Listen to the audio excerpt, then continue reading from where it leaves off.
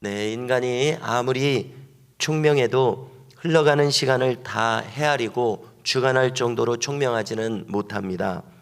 인간의 생각과 계획은 빈틈이 있을 수밖에 없습니다. 이처럼 인간은 불완전합니다. 그러나 하나님은 그렇지 않으십니다. 시간과 사건을 빈틈없이 주관하십니다. 오늘 성경에서 룻과 보아스가 만나도록 이끄신 분이 하나님이십니다. 오늘 내용을 보니까 그들은 우연히 만납니다. 그들은 마침 밭에 온 보아스에 의해서 만남이 이루어집니다. 시간의 전후관계를 알 턱이 없는 인간에게는 이 모든 일이 우연히 일어났습니다. 마침 일어났습니다. 그러나 하나님께는 그렇지 않다는 것입니다. 하나님께서는 우연히와 마침마저 주관하신다는 겁니다. 즉 하나님은 보아스와 룻이 만나도록 이끄셨습니다. 이것은 인간이 볼 수 없는 영역에서 일어나는 일입니다.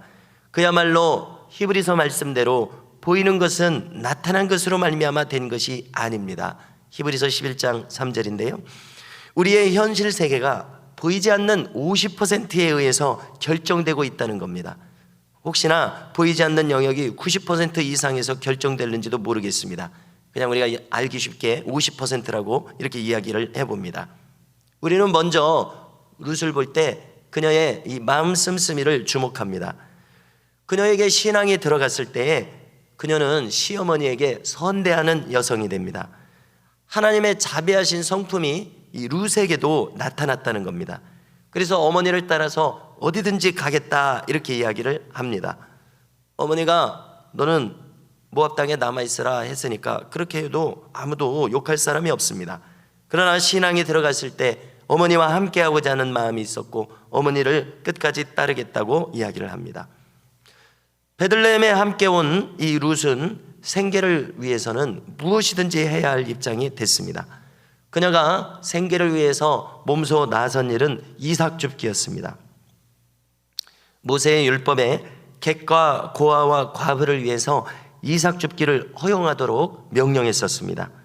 하나님의 자비하신 성품이 이 율법을 통해서 나타나 있습니다.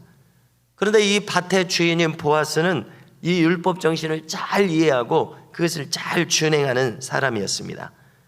그 이삭 줍기를 실천에 옮겨서요, 그래서 룻이 이삭 줍기를 마음 놓고 할 수 있도록 그렇게 배려해 줬습니다. 자, 이삭 줍기에 나선 룻은 오늘 말씀을 보니까요, 우연하게도 보아스의 밭에 이르러서 이삭 줍기를 계속하게 되었습니다. 3절을 보니까 그 밭을 어떻게 소개하냐면요, 엘리멜렉의 친족인 보아스의 밭이라고 설명합니다. 엘리멜렉은 누굽니까? 룻의 시아버지입니다. 자, 이것이 중요한 이유는 이스라엘 백성들에게는 고엘 제도가 있었기 때문에 그렇습니다. 고엘이라고 하는 것은 히브리어입니다. 무슨 뜻이냐면은 친족 구속자라는 뜻입니다. 풀어서 말하면은 친척 중에서 이 집안 사람을 살릴 사람이 있다는 것입니다. 살리게 한다는 것입니다. 고엘 제도라고 하는 것은요, 가장 신약 성경에도 설명되어 있는 고엘 제도는 형사 취수입니다. 무슨 뜻인가 하면은 형이 죽었을 때 동생이 그 형수님을 아내로 삼아서 형의 대를 잇게 하는 것입니다. 이것이 계대 제도라고도 하는데요. 자, 이것은 무엇이냐면은 한 집안의 장자를 중요시 여겨서 종손을 중요시 여겨가지고 그 집안의 대가 이어지도록 하는 것이 이스라엘 백성들에게 중요하다는 것입니다. 하나님에게 중요하다는 것입니다. 그래서 이렇게 설명한 이유는 뭐냐면은 엘리멜렉이 종손에 가까운 집안이고 보아스는 그 이제 곁가지에 속하는 것이죠. 그렇기 때문에 엘리멜렉을 기준으로 삼아서 지금 이야기를 하는 것입니다. 이 고엘 제도에 해당하기 때문에 이렇게 지금 설명하고 있습니다. 나오미 집안의 남자들은 지금 다 죽지 않았습니까? 엘리멜렉도 죽었습니다. 두 아들 말론과 기련도 죽었습니다. 대가 끊겼습니다. 그런데 이 보아스가 이 대를 이어줄 만한 가장 가까운 친척 중에 한 사람인 겁니다. 그래서 이렇게 소개가 되었습니다. 그런데 이 일이 가능하도록 보아스와 룻이 지금 만나게 되었습니다. 우연히 만났다고 오늘 성경은 기록하지만 믿는 자들에게는 우연이 없습니다. 저는 하나님의 자비하신 성품이 두 사람을 만나게 했다고 믿어집니다. 루세의 자비한 마음씨, 하나님의 성품을 닮아서 그것이 나타났죠. 또 보아스의 자비한 마음씨, 하나님의 율법을 준행하니까 그 마음이 나타났죠. 그래서 이 자비로운 하나님의 성품에 연결된 이 두 사람이 마음씨가 만나게 했다, 이렇게 생각이 되어집니다. 자, 보아스의 이 자비한 마음씨란 무엇입니까? 방금 거론한 것처럼 율법을 준행하고자 하는 마음, 그래서 이삭 줍기를 허락한 데서 그 마음씨가 나타나고 있습니다. 뿐만 아니라 보아스의 일거수일투족이 오늘 비교적 자세하게 설명이 되어 있는데요, 그는 등장하면서 일꾼들에게 먼저 인사하는 사람입니다. 그리고 일꾼들도 그에게 따뜻하게 반갑게 화답합니다. 서로 이렇게 싫어하고 무관심하면 그런 인사도 안 했을 것입니다. 그래서 그의 따뜻한 덕망 있는 성품이 여기서 드러나고 있습니다. 상전이니까 인사를 안 해도 누가 뭐라고 할 사람이 없을 것입니다. 상전임에도 불구하고 뻣뻣함이 없습니다. 먼저 인사하는 그 태도에서 그의 겸손한 성품이 보입니다. 실로 우리가 경험하는 것은 인사만 잘해도 이 세상은 성공합니다. 사람들은 겸손한 사람을 좋아하기 때문에 그렇습니다. 그래서 자기의 지위와 권력과 재산이 좀 있다 해서 이 뻣뻣한 사람이 되면은 그는 하나님이 어떤 분인지 잘 모르는 사람입니다. 자, 예수님 뭐라고 하셨습니까? 나는 마음이 온유하고 겸손하니 내게서 배우라, 이렇게 하지 않으셨습니까? 그래서 예수님 행하신 것을 보면은 아픈 사람을 외면하지 않습니다. 병든 사람을 외면하지 않습니다. 어린아이들이 내게 오는 것을 금하지 말라고 하십니다. 이처럼 예수님께서는 약한 사람, 아픈 사람, 또 어린 사람들, 권력 있는 사람들이 그냥 무시해도 좋은 이런 사람들에 대해서 예수님은 섬세하고 세밀하게 그들에게 눈길을 주시고 그들을 돌보시는 것이 바로 예수님의 마음인 것을 알 수 있습니다.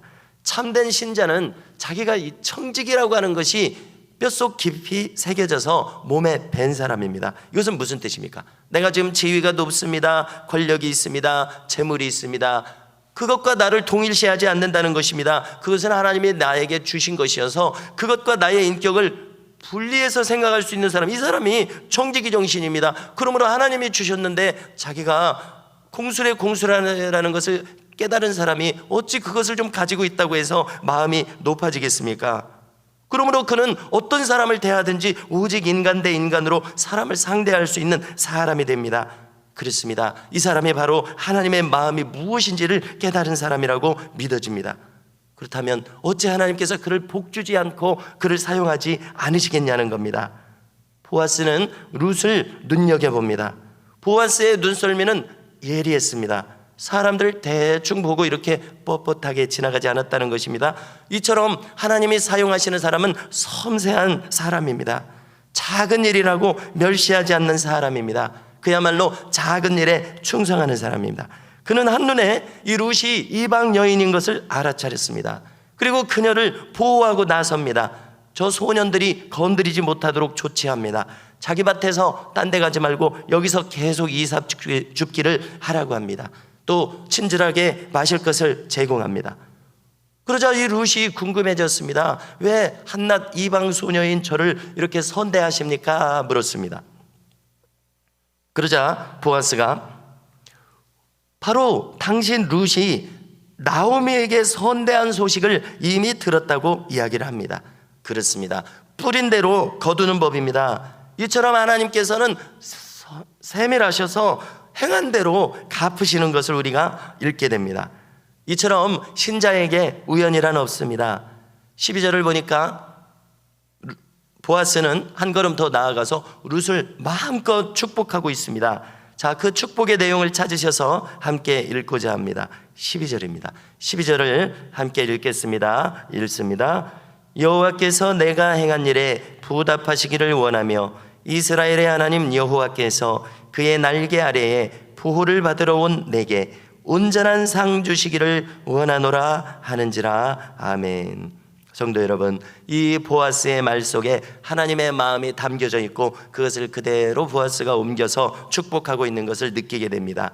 하나님께서는 우리의 마음 씀씀이와 행동에 대해서 기뻐하시며 그것에 대해서 상 주시기를 이미 대기하고 기다리고 계신 것을 우리가 느끼게 됩니다. 성도 여러분, 이처럼 우리 모두가 하나님의 눈에 들어서 하나님을 감동하시게 해서 복받을 자로 살 수 있는 놀라운 은혜, 그리하여 실제로 하나님의 놀라운 축복 가운데 살아가는 역사가 오늘도 임하기를 간절히 축복합니다.